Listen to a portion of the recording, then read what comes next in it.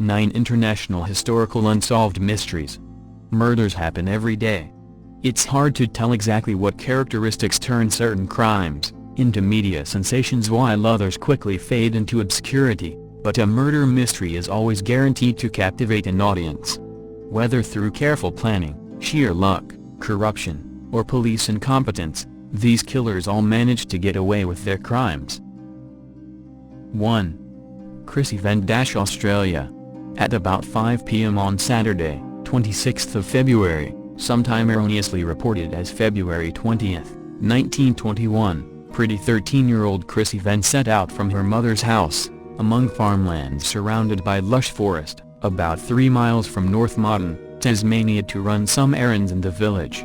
Not long after, John Hinder Jr., aka Jack, and his brother, sons of prominent local farmer and landowner, John Hinder Sr., were working a field on the family farm when they heard a single, high-pitched scream from somewhere in the woodlands nearby.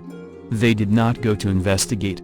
When Chrissy had not returned by 7 p.m., her mother went looking for her along the road, to no avail. The next day, members of the small bushland farming community were out in force, searching for the missing girl. Here, I must mention that while Chrissy was only 13, soon to be 14, she was described as well-developed for her age, her figure said to resemble that of a grown woman rather than a child. 2 years previously, at age 11, she'd brought a charge of rape against someone. As yet, I can't find exactly who. If anyone can find this out, I'd be very grateful. Anyway, at 11:30 a.m. on Tuesday, March 1st, the search was underway in a deep ravine about half a mile from Chrissy's home, and adjacent to the field owned by John Hinder Sr., where his sons had been working, when they heard the scream. One of the searchers, John Hinder Jr., the same young man who heard the scream on the day of the murder, had the idea to look inside one of several immense tree stumps scattered through the area, remnants of locals logging massive eucalypts and pine trees in the dense wood.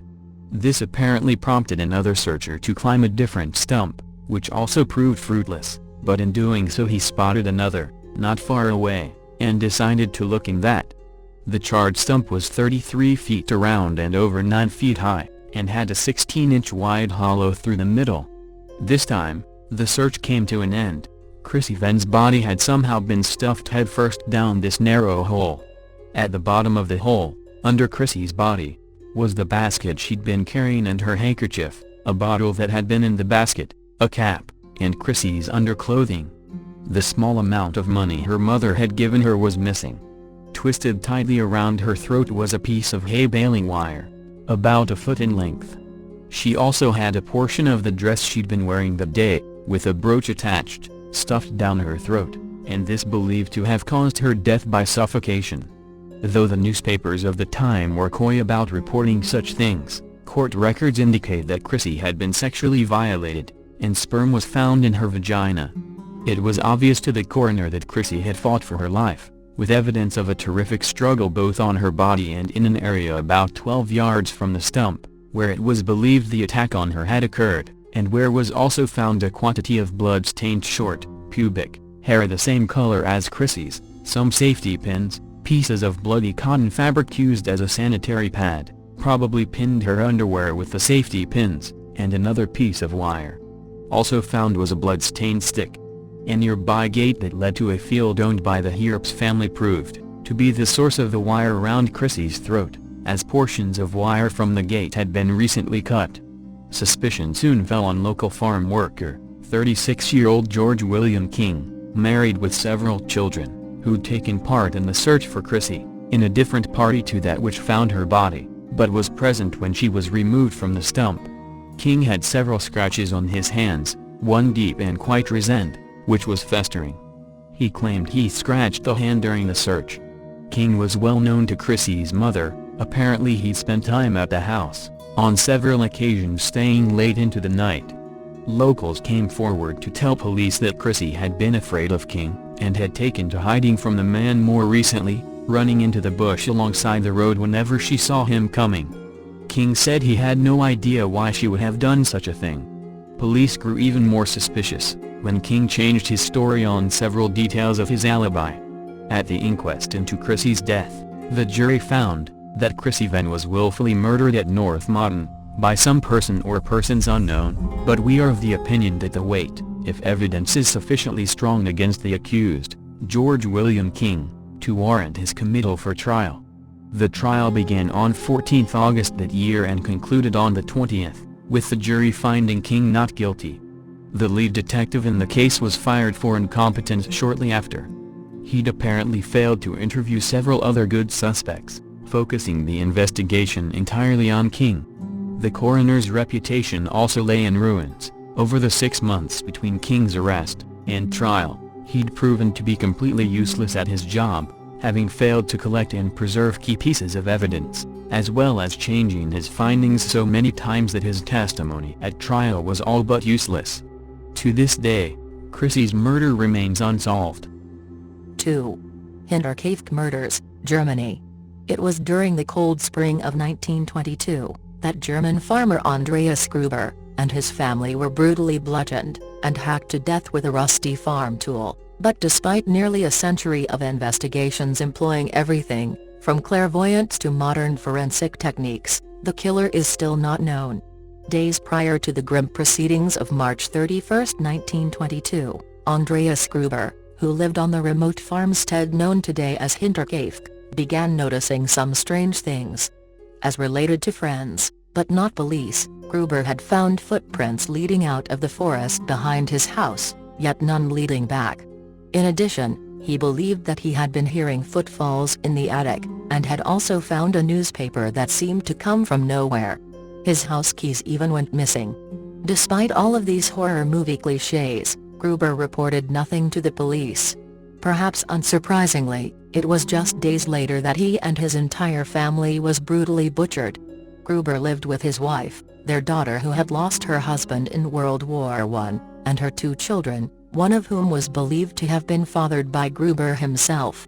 The family also employed a maid, who had the unfortunately luck of being at the house at the time of the violence. While no one knows exactly how things played out, the results are well documented. Warning: gruesome murder details ahead. Gruber's wife was found bludgeoned about the head, breaking her skull open, in addition to signs of strangulation. The 2-year-old boy that was said to be the product of Gruber's incestuous relationship with his daughter had his face caved in. Gruber's daughter herself also had the side of her face collapsed, in addition to a number of other wounds including a skull-shattering wound on the top of her head from a small tool of some sort. The maid was dispatched seemingly quickly, with just some blows to the head.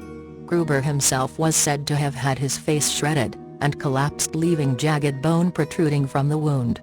Perhaps the worst off, however, seems to have been Gruber's granddaughter, who had her jaw smashed and her throat cut, but seems to have remained alive the longest, judging by the clumps of hair found in her clenched fists. It is believed that she began pulling her own hair out while she watched the rest of her family being slaughtered. Police arrived at the farmstead days later after neighbors found the bodies, but after a maddening investigation, no suspect was found. At a loss for leads, the police even decapitated the victims' corpses after their autopsies, and sent the heads to Munich, where they were given to a clairvoyant, who was unable to glean any new facts. While it was believed that a number of instruments were used in the murders, the central weapon seems to have been a pickaxe-like farm tool known as a mattock, which would have been responsible for all of the smashed skulls. Despite continued investigations throughout the decades by both amateurs and professionals, the murderer of Gruber and his family has never been definitively found.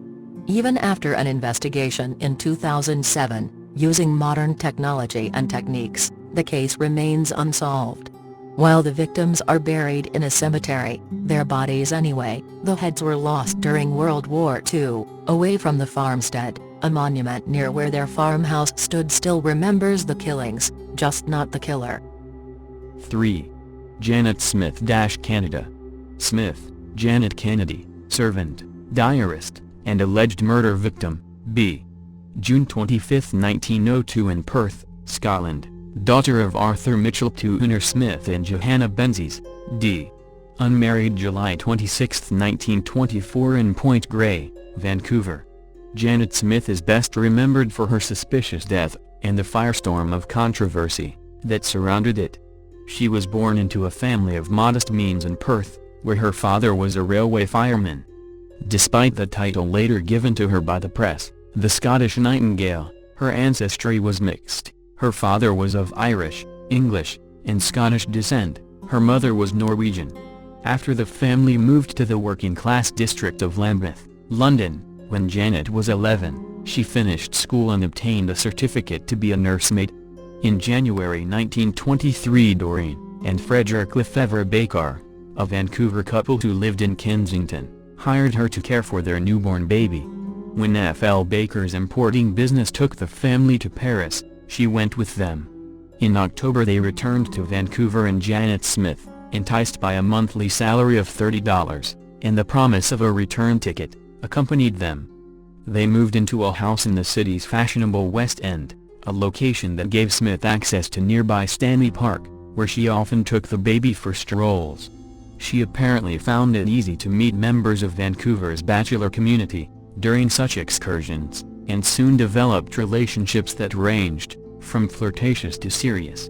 The young woman's diary reveals her meditations on her sexuality and romantic adventures. Many entries are decidedly melodramatic: heavenly night, immense moon, and nobody nice to love me. Others are cryptic: I suppose I will always play with fire. I expect that is what the fortune teller meant when she said I have the girdle of Venus. Since she meant to return to England, she often scolded herself for leading men along, and seemed to be concerned about remaining a respectable girl. Such writings reveal her to be a more complex figure than the young Scotswoman of blameless character that the Vancouver press would later construct. In May 1924, Smith moved with the Bakers into the home of F.L. Baker's brother, Richard Plunkett, in the elite Shaughnessy Heights neighborhood of Point Grey, then a separate municipality south of Vancouver. There she worked alongside R.P. Baker's 25-year-old houseboy, Wong Fu-Hun Sing. The relationship between Smith and Wong would become the subject of much discussion after her death. Although her friends testified that she feared he would murder her, her diary reveals that Wong gave her intimate presents such as a silk nightdress, and that she was well aware of the effect she had on him. She clearly enjoyed the knowledge that men loved her. On the morning of July 26, 1924, her life came to a sudden end. Her body was found in the basement of the Baker home next to an ironing board. She had a bullet wound through her temple, and a revolver lay near her outstretched hand. The Point Grey police also found suspicious burns on her arm, and a stain on her finger. The only person in the house when the shooting allegedly occurred was Wong Fu-Hun Sing, who later testified that he had heard a noise like a car backfiring, and went to the basement, only to find Smith dead. The police concluded that she had committed suicide, and the Vancouver coroner, after a hasty inquest, held that she had suffered a self-inflicted but accidental death. These conclusions, however, were only the beginning. The unusual chain of events that followed would put the nursemaid's death into the headlines for months. Several of Smith's friends, refusing to believe the finding of suicide, enlisted the aid of Vancouver's United Council of Scottish Societies, and Presbyterian church leaders concerned with the moral perils facing immigrant girls. The Scottish Societies sent telegrams to Provincial Attorney General Alexander Malcolm Menson demanding that the case be reopened. Ultimately it was Vancouver Star publisher Victor Wentworth Odlum who proved to be the primary author of this murder mystery. The scandalous stories that he published about the puzzling death and apparent bungling by the police stirred up intense interest, and pointed to Wong Fu-Hun Sing as the likely culprit. Other Vancouver papers followed Odlum's lead, and made Smith's death a cause célèbre. Mounting public pressure led to the exhumation of her body on 28 August, and a second inquest in September. After a week of sensational testimonies, the jury delivered the anticipated finding: Smith had been murdered. The Scottish Societies thereupon continued to press the government to find the perpetrator. Manson responded by hiring a special prosecutor, Malcolm Bruce Jackson, to determine what had happened to the girl from the old country. The Scottish Societies also lobbied Vancouver Mayor Mary Ellen Smith, Spear, to introduce legislation to prohibit employers from hiring white women and Orientals as servants in the same household.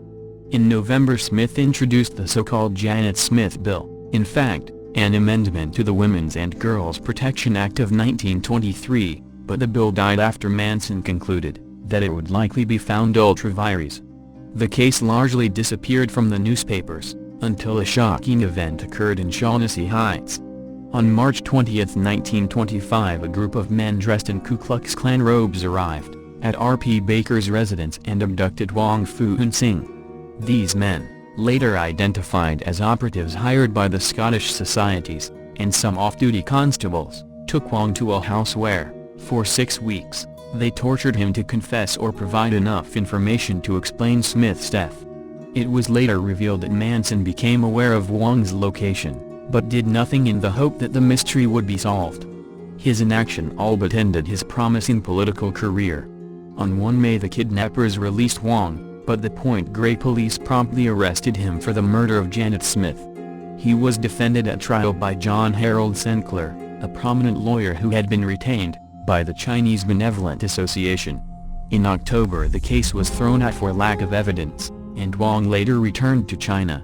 3 of his kidnappers were imprisoned for their role in the plot, but others, including M.B. Jackson, Point Grey Reeve James Alexander Patton, and 2 police commissioners, were acquitted.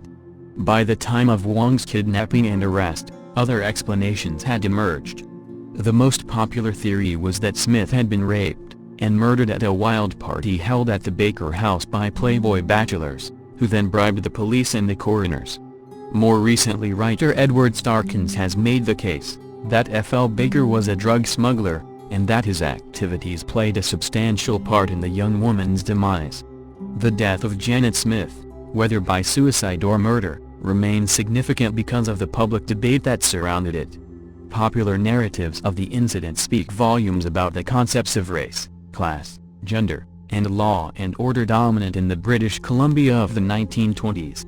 The mystery was not mere tabloid fodder but, rather, social drama that led Vancouverites to ask complex questions about their city and province.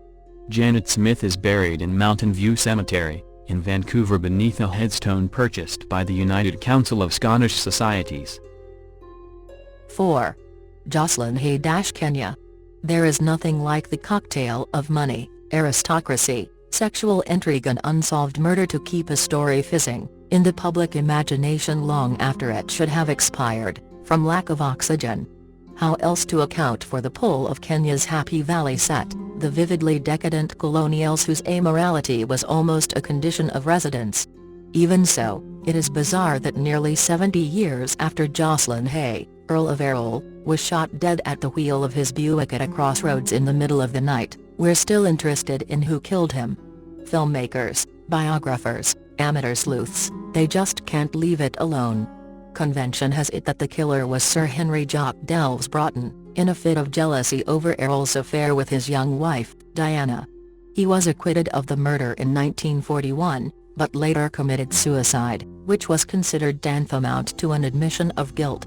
Another theory is that Diana herself put the gun to his head because Joss, one of whose wives was the insatiable Lady Adina, refused to marry her. Being married was never regarded as a complication. An odder one is that M16 assassinated the peer because he had fascist leanings. Now along comes Paul Spicer, retired deputy chairman of Lonhro, a man with connections to some of the key players, who claims he has solved the murder more or less by accident. He started researching a biography of his mother's scandalous friend, the American heiress Countess Alice de Jans, and gradually found he was looking into the cool, wide-apart grey eyes of a murderess. She was a rich, beautiful basket case who kept boredom and melancholy at bay with a string of dubious lovers, in full view of her tolerant French husband, Count Frederick de Jans. Her technique with men, I'm old, was to gaze at you and move her head from side to side, looking up in wonderment. It was a sort of hypnotism of a man, really, he says. Aware of her deficiency as a mother, Alice left her 2 daughters to be brought up by their grandparents in Paris. A lion cub traveled with her luggage. For kicks, she would ride out alone among wild animals, and kept a Nile crocodile in her bathtub. Crucially, she had form with a gun, having shot both her lover, Raymond de Trafford, and then herself, in a rather ostentatious display of crime passion at the Gare du Nord in Paris. They both survived their injuries and eventually entered into a disastrous marriage, but the scandal was immense and Spicer recreates her dramatic court appearance, on a charge of manslaughter, with great brio. The courtroom was packed with French women, he says. I think they were all rooting for her because they thought her lover, Raymond, was such a shit, which he was. She was given a suspended sentence and later, on appeal, her name was cleared. How on earth did she get away with it? Well, says Spicer, in France they understand crimes of passion totally. We don't. It was a crime committed for love. The tribunal reflected this belief by fining her 100 francs, about £1, less than she would have had to pay for shooting a deer out of season. Though Alice had an on-off affair with Joss Hay over many years, her role in the White Mischief mystery, albeit colorful, has been fairly peripheral until now. Spicer puts her in the frame. He believes she killed Errol, while still in love with him, because he had taken up with the 22-year-old Diana Delves Broughton, and she realized that her own days as a femme fatale were over. If she couldn't have him, no one else would. He establishes convincingly that she suffered from cyclothymia, a strain of bipolar disorder, which increasingly skewed her judgment. She had the motive and she certainly had the nerve, says Spicer. She would not fear carrying out that act. She was consumed with jealousy. She had shot a man before. There wasn't a precise moment when I knew, but gradually the clues, one by one, began to stack up. You get your moment. What clinched it for him was finding Alice Fleet, née Boyle, whose father, Dr. William Boyle, was called to the scene of Alice Dejans's suicide. Dr. Boyle, another of Alice's old lovers, found 5 letters, and distributed them to the addressees. One was addressed to the police. It was submitted to the original coroner's inquest, but its contents were never released and it has since disappeared. Boyle showed his wife, Ethne, all 5. The 5th, she related to her daughter in unforgettable terms. It contained a confession that Alice Dejans murdered Errol. And she told me, says Spicer.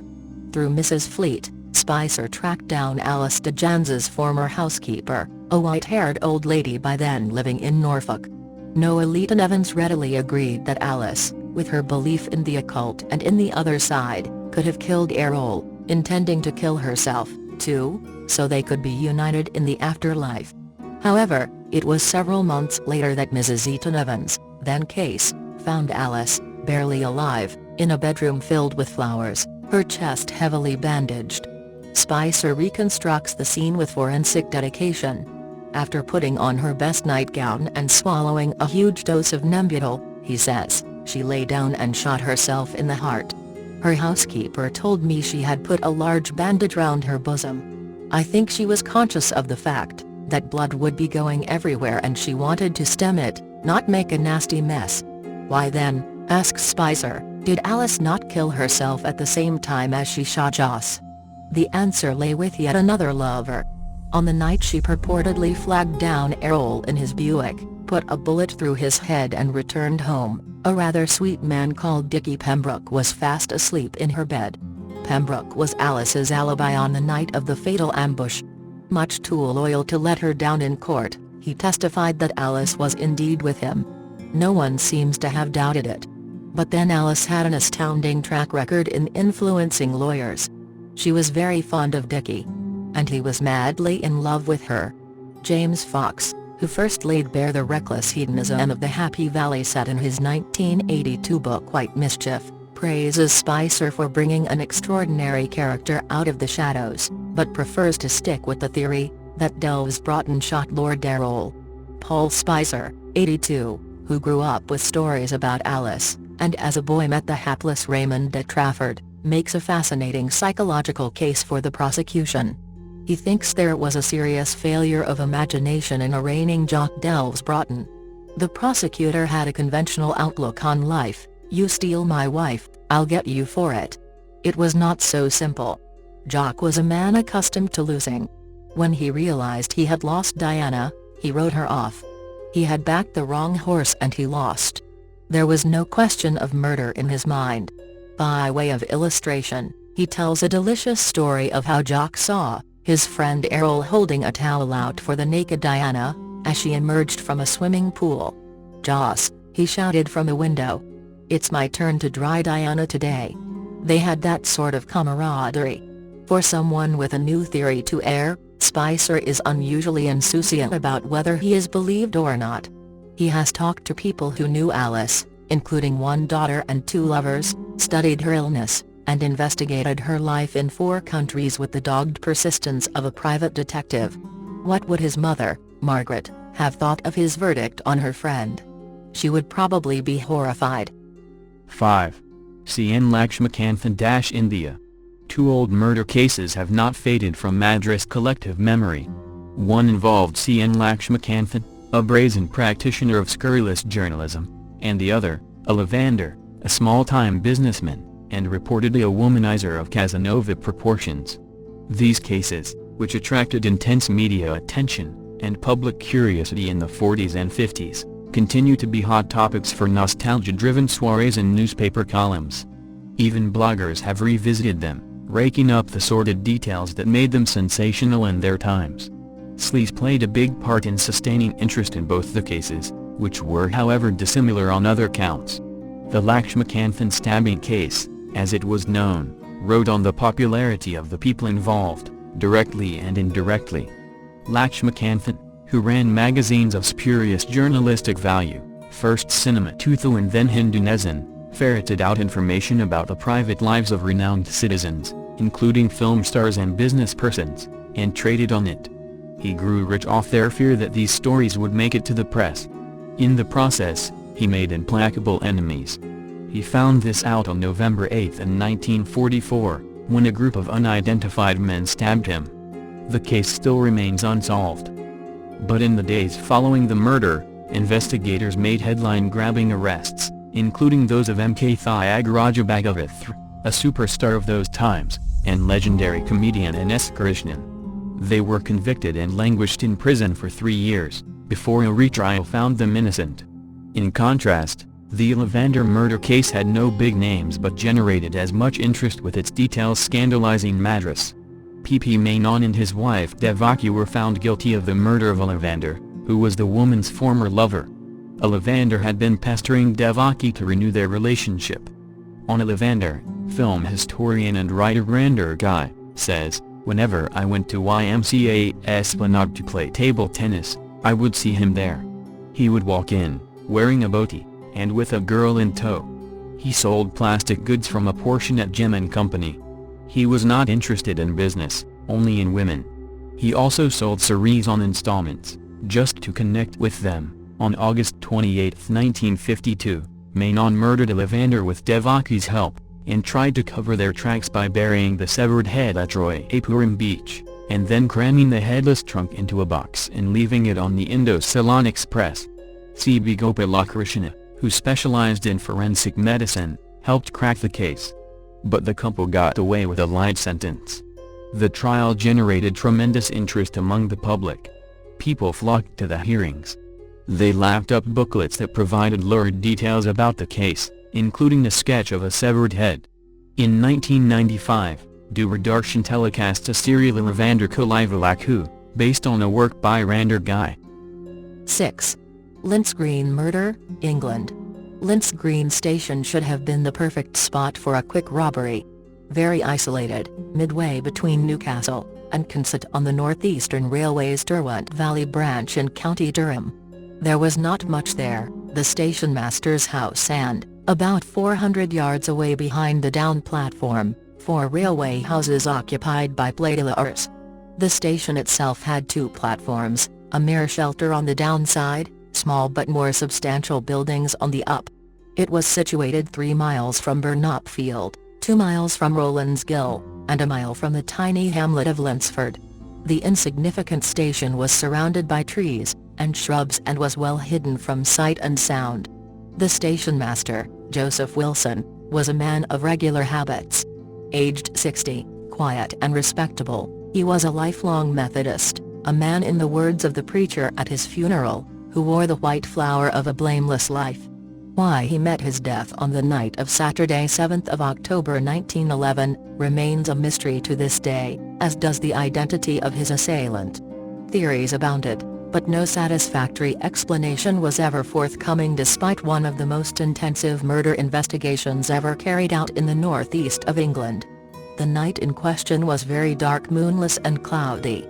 3 men waited at the station for the last train from Newcastle.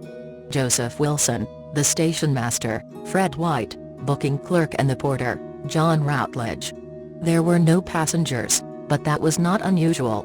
Routledge had finished his duty, and was waiting for the train to take him home. White had extinguished the lights on the up platform, leaving a solitary lamp burning in the booking office across the tracks. The down platform was lit and the train was late. That sometimes happened on a Saturday night, one of the busiest in the NER's schedules, running extra trains taking late-night revelers home, from the pubs in Newcastle to the surrounding mining districts. When the train eventually arrived at 10:42 p.m., 4 passengers alighted: Samuel Elliott, Robert Wales, Thomas Middleton and Charles Swinburne. Swinburne waited on the platform for Fred White to finish his duties, before accompanying him down the narrow lane to Linsford. Elliott, Wales and Middleton made their way to the east end of the platform, crossed the line and took a footpath to their homes at Low Friarside, a mile away. Wilson handed the driver the token for the single-track section just to the west of the station, crossed the line under the bridge and entered the booking office. White extinguished the lamps on the down platform, crossed the tracks and joined the station master in the booking office.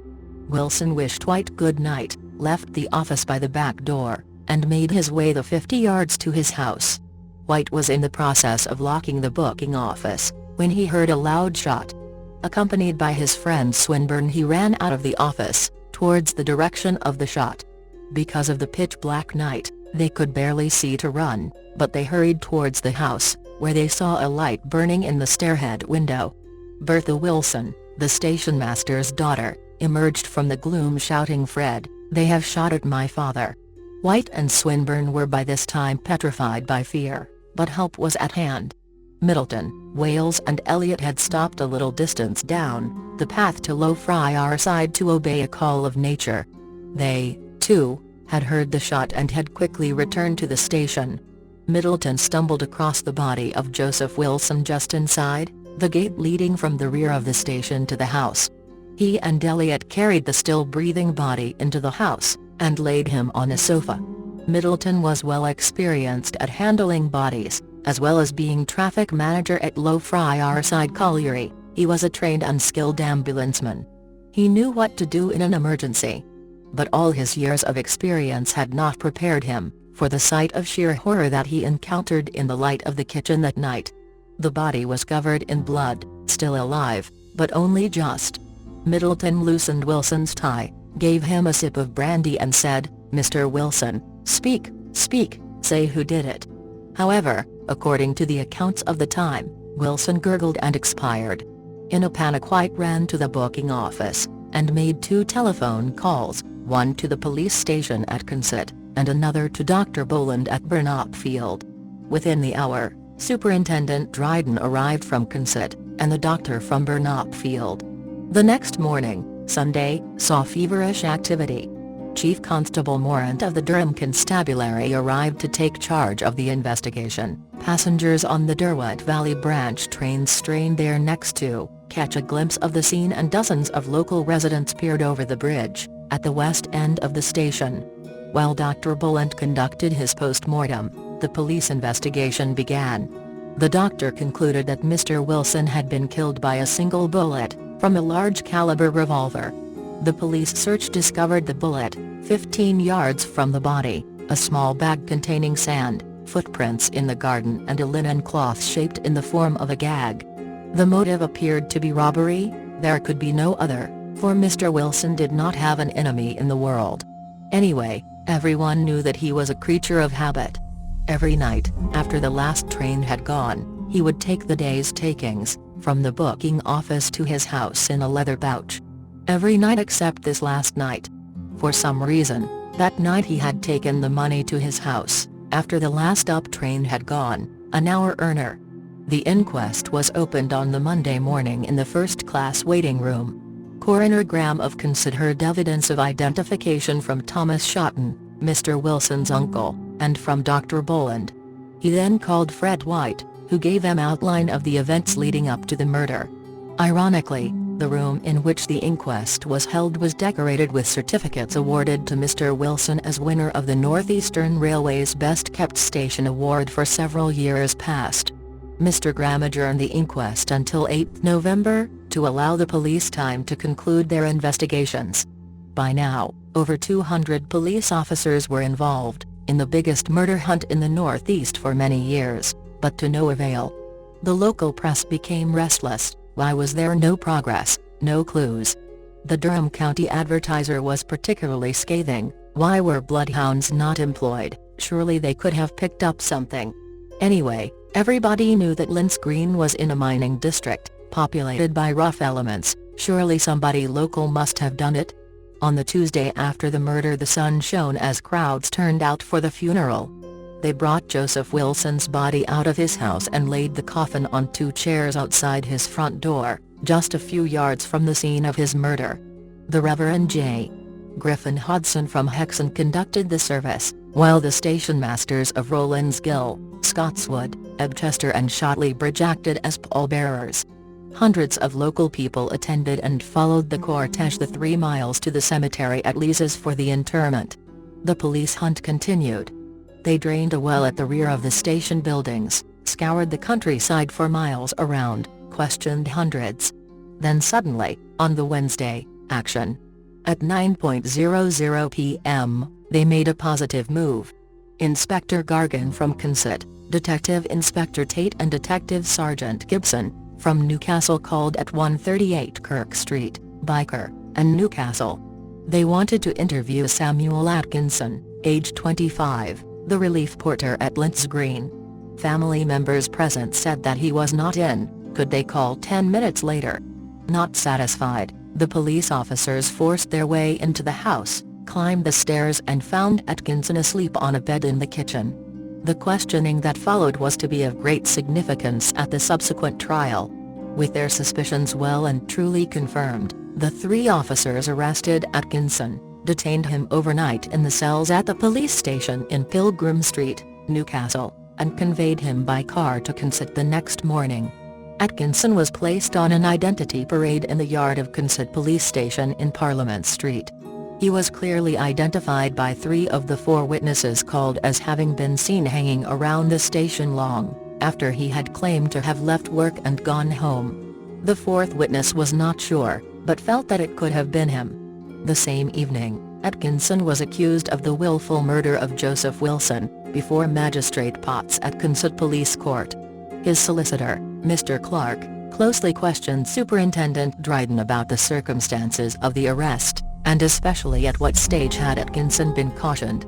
During questioning, it emerged that the suspect had not been cautioned at all, and that any statement made by him as to his whereabouts on the evening in question must be inadmissible in court.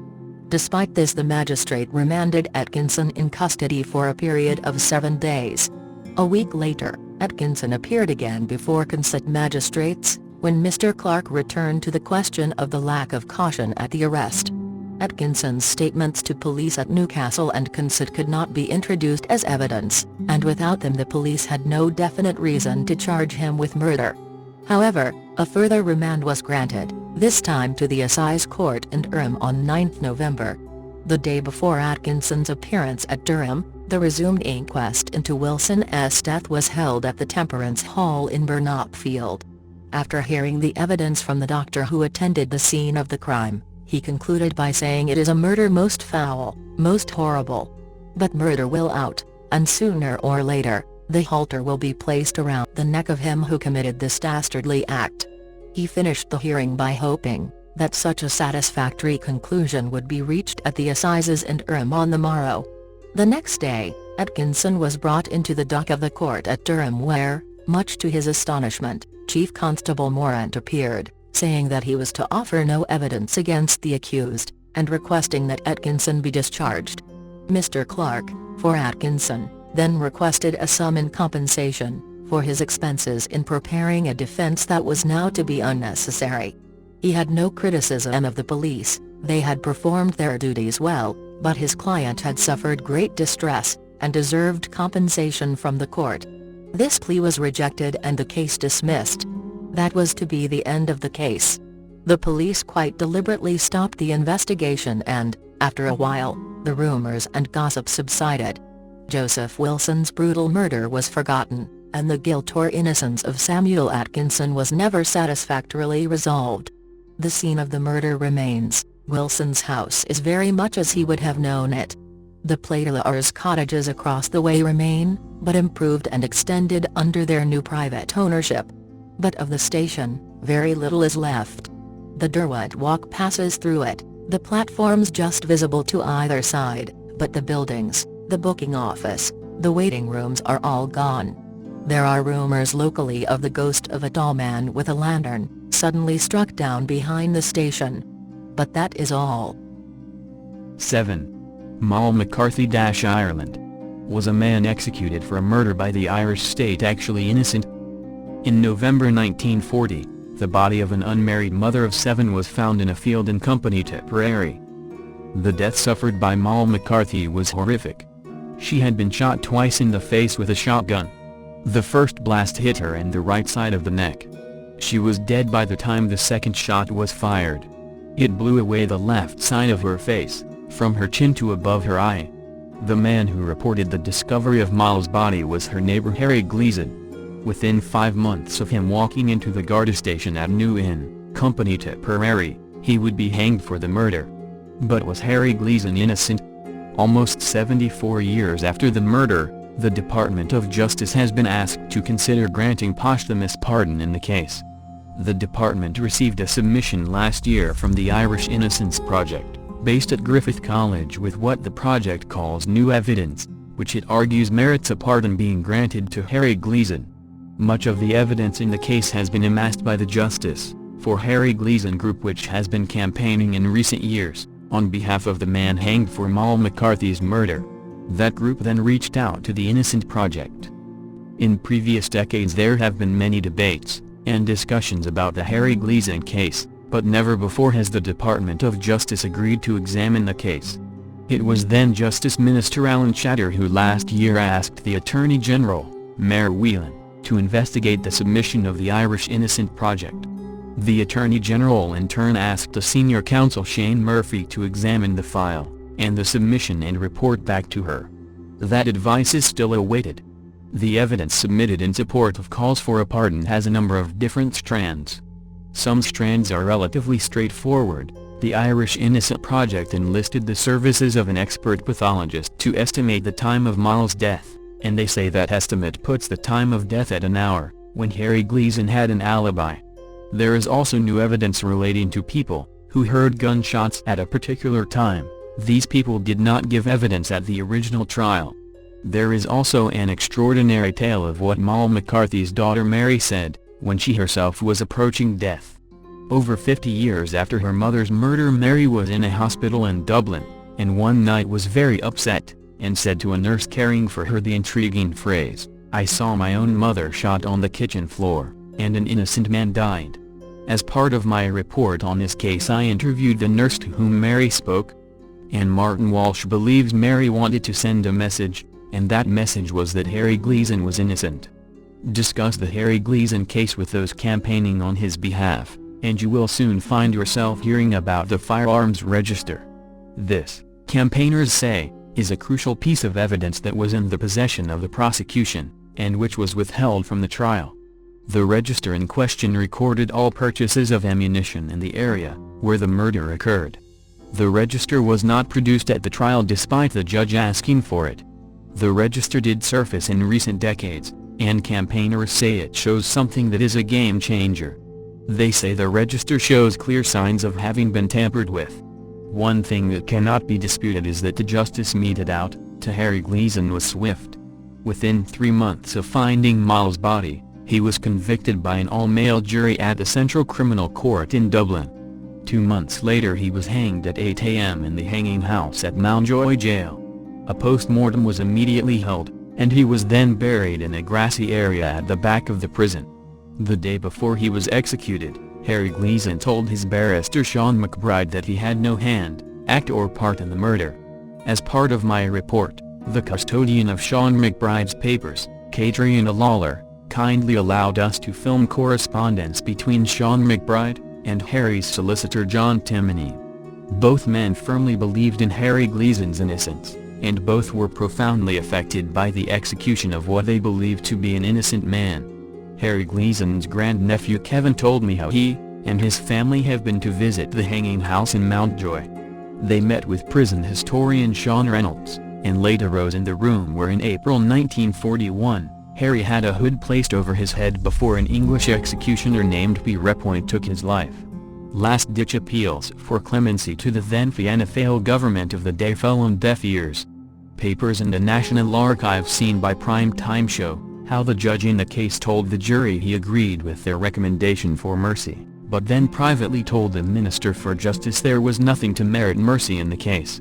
In the grounds of Mountjoy Jail lie the bodies of over 24 people executed by the Irish state between 1923 and 1954. Authorities are not sure of the exact burial spot for each body. All that is known is that a small section of land near the back wall of the prison holds the bodies. Somewhere among them is Harry Gleason. 8. Markovic affair, France. Alain Delon, the actor, is to be held for questioning for a further 24 hours by police, who are investigating the murder near here last September, of his former secretary and bodyguard, a young Yugoslav, Stefan Markovic. Delon, who has been interrogated 3 times before, underwent 12 hours of questioning yesterday. Under French law, the normal period of 24 hours, for which a witness can be held before a charge is preferred, may be extended to 48 hours, on the written authority of a public attorney. Markovic's body was found inside a sack on a garbage dump. He had been shot in the head several days earlier, and beaten on the back of the skull to cover the bullet wound. Public interest in the affair has 2 aspects. One, obviously, is the personality of the actor, a handsome man, aged 33, who will be familiar to British audiences for his performance in the film of the liberation of Paris, Is Paris Burning? After a disturbed and semi-delinquent adolescence, Delon served in the Navy in Indochina, and after his return, had a period on the Marseille waterfront, where, on his own admission, he made friends among the criminal world. He was discovered for the cinema, when he came to Paris and began to frequent the nightclubs. He has retained a taste for playing tough or criminal parts. The second aspect concerns the circles in which Delon and his wife Natalie have moved. Early inquiries revealed that Markovic was involved in a drug ring, and that he organized parties at which the entertainment catered for somewhat specialized tastes. Paris has been seething with rumors about the public figures, including leading politicians, who are said to have been involved in these parties, to have been photographed in compromising situations, or to have been threatened by Markovic, whose subsidiary activities were understood to have included blackmail. The truth was that the young Yugoslav, like Delon and his wife, were prominent figures in café society. This provides a common meeting ground for people ranging from politicians through artists and intellectuals, to the fringes of a fairly loud underworld.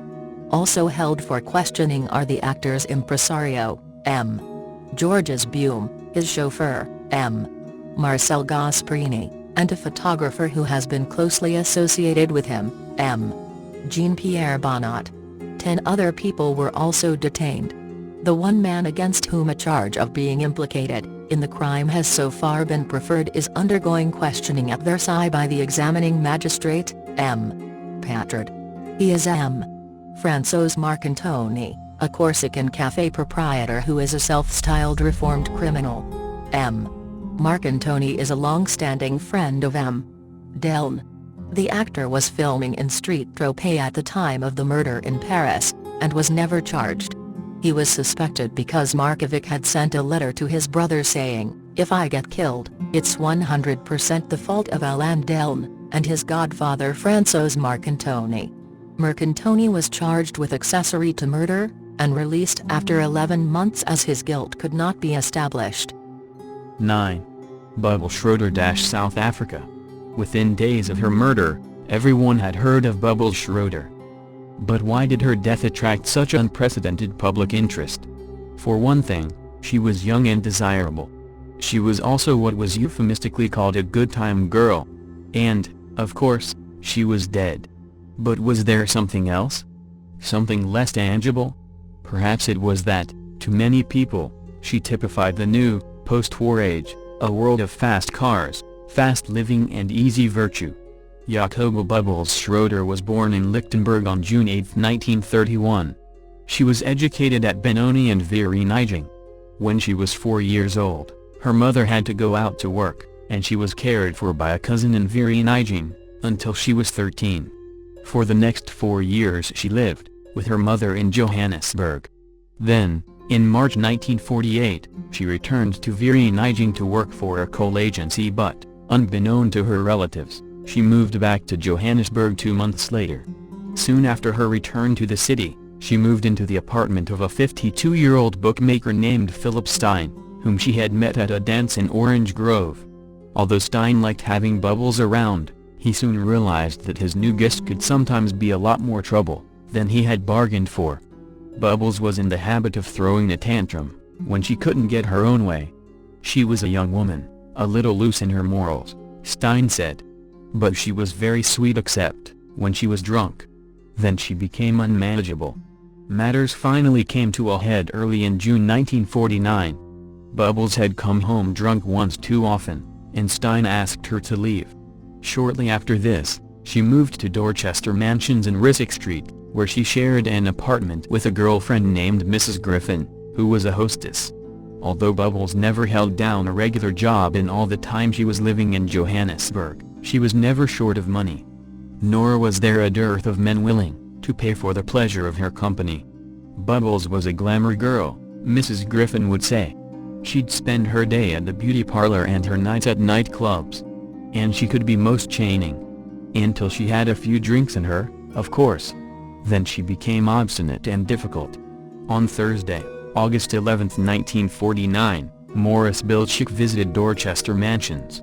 He made a date with Bubbles for the following Saturday night, and the two duly went out together. At the end of the evening, they went back to Bilchik's home and spent the night together. On the following Monday morning, Bilchik boasted of his conquest to his friend, David Polyak, 21. At lunchtime, the two men visited Bubbles at her apartment. The plan was that she would get hold of her girlfriend, Penny, and the four of them could go out together that night. Unfortunately, Penny was nowhere to be found. In the end, they decided simply to make up a threesome. After Bilchik and Polyak had left, Bubbles went to visit Philip Stein. She spent the afternoon at his apartment, where she had a few glasses of brandy, and then returned home at 6 p.m. When she reached Dorchester Mansions, Bilchik and Polyak were already waiting for her. She apologized for keeping them waiting and invited them inside, while she changed into a green dress, and put on some makeup. Around 7:30 p.m. they set out for Polyak's house, Latokilu, in the plush suburb of Ilovo. Polyak's mother was in Durban at the time, so the three of them had the house virtually to themselves. Bubbles traveled with David Polyak, while Bilchik took his own car. They reached the house at about 8 o'clock, just as Polyak's cousin, Hyman Balfour Liebman, 20, was leaving for Houghton to pick up his girlfriend. Polyak and Bilchik invited Liebman to bring his girlfriend back to the house to join the party, but Liebman declined. They had already arranged to go to the cinema for the evening. After Liebman had driven off, the other three went into the house. Polyak asked Irene, the cook, to prepare some food, and at about 9:30 p.m. they sat down to eat a meal of tinned asparagus soup, followed by chops with chips. For dessert they had a can of tinned peaches. Afterwards, they went into the living room. Bubbles drank a few glasses of brandy, and snacked from a tin of peanuts. At about 11:15 p.m. Bilchik left for home. It seemed obvious to him that Bubbles and Polyak wanted to be left alone. After Bilchik had left, Bubbles and Polyak cleared up in the living room, then went upstairs to listen to records in Polyak's bedroom. Not long afterwards, Bilchik phoned. Jealousy, it seemed, had finally got the better of him.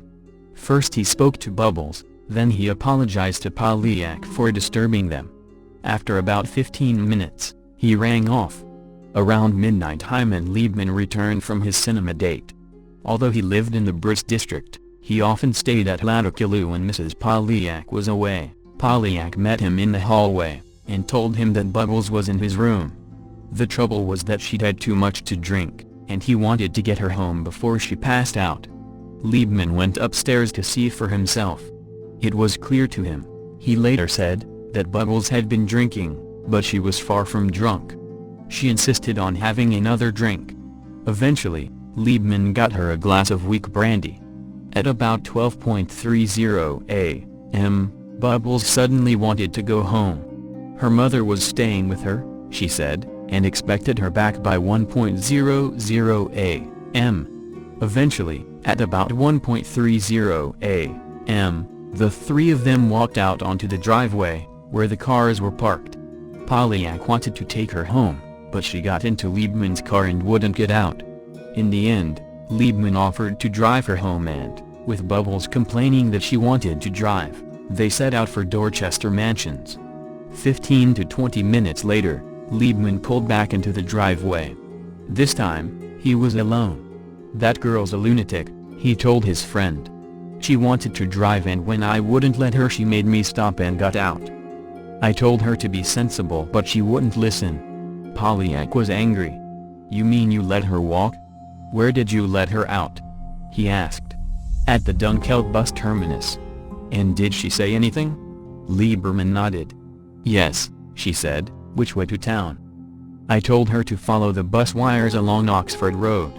The last thing she said to me was, 'You will be surprised to read about my corpse in the morning papers.' Don't you realize what can happen to the girl?" shouted Polyak. "Yes, of course I do," his friend snapped, "but at this time of night I didn't think she'd come to any harm." Lieberman was tired and fed up. "I'm going to bed," he added, and went into the house. Polyak was worried about Bubbles. Although it was nearly 2:00 a.m., he set off in his own car to try to find her. About an hour later, he returned home. Bubbles Schroeder had vanished. The two young men assumed that Bubbles had managed to get a lift with a passing motorist. Neither of them dreamt anything was wrong, until Morris Bilchik phoned Polyak at work the next day. That morning, Bilchik had called at Dorchester Mansions to see Bubbles, but had learned from her mother that she hadn't returned home from her night out. Soon after he had heard this news, Polyak went to see Mrs. Schroeder himself. Later Bilchik, Polyak and Mrs. Schroeder drove down to Rosebank Police Station to report that Bubbles was missing. Polyak also telephoned the General Hospital to see if she had been admitted there. Bubbles Schroeder's body was discovered, 30 hours after her death, at Birdhaven Plantation by Samuel Mjibiza Mobley. The plantation was less than a kilometer from the spot where Leibman claimed to have dropped her off. She was lying on her back among burnt-out grass about 30 meters from the road. Her face was turned to the right, and her left leg was laid over her right. Her left arm was pressed against the side of her body, while her right was flung out at an angle of about 75 degrees.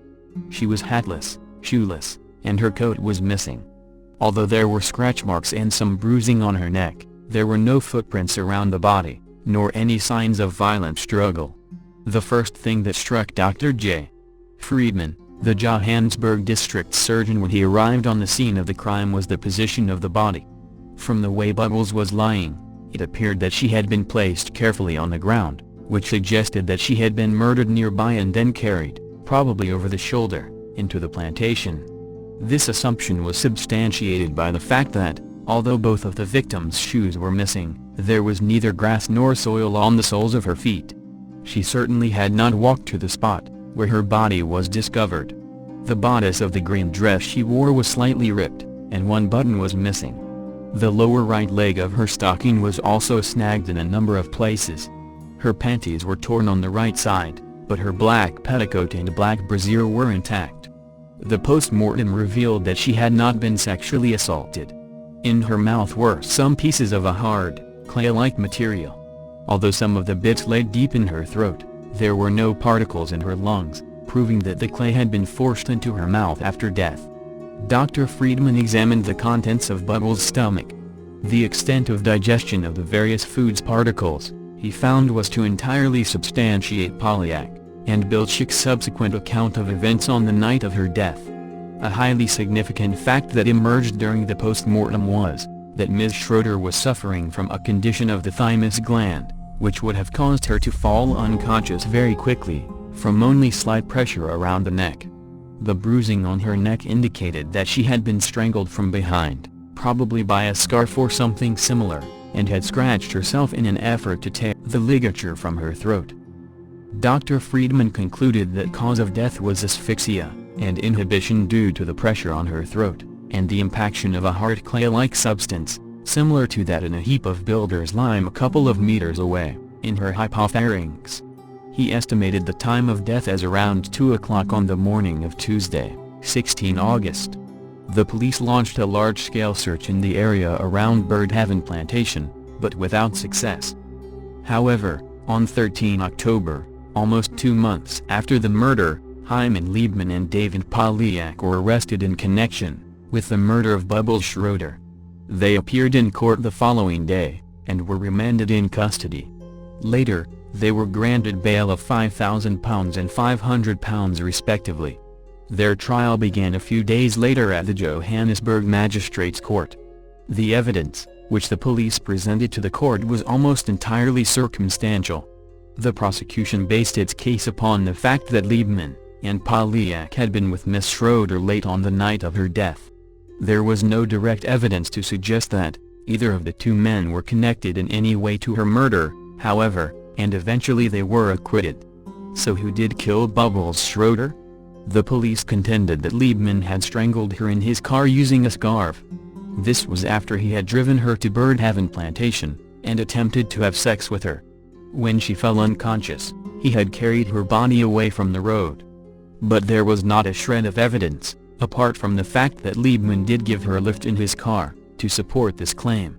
A second theory was that Bubbles was robbed and killed by a passing African. This hypothesis is supported by the fact that her mouth was stuffed with lime. Among certain African peoples it is customary to place something in the mouth of a victim who has suffered a violent death, to prevent him or her from speaking ill of the killer in the afterworld, but this theory has a number of obvious weaknesses. For example, if the motive for the crime was robbery, why was Bubbles killed? And why was the body so neatly laid out? A third, and possibly the most plausible answer, was advanced by the late Benjamin Bennett, who was crime writer for the Argus at the time. Bennett suggested that Bubbles probably tried to hitch a lift home, and was picked up by a passing motorist. If there had been two men in the car, the passenger would have moved into the back so that Bubbles could have the front seat. She was assaulted, the man in the back was in a perfect position to put a scarf around her neck to restrain her, and she was accidentally asphyxiated. Afterwards, her body was carried into the nearby plantation and dumped.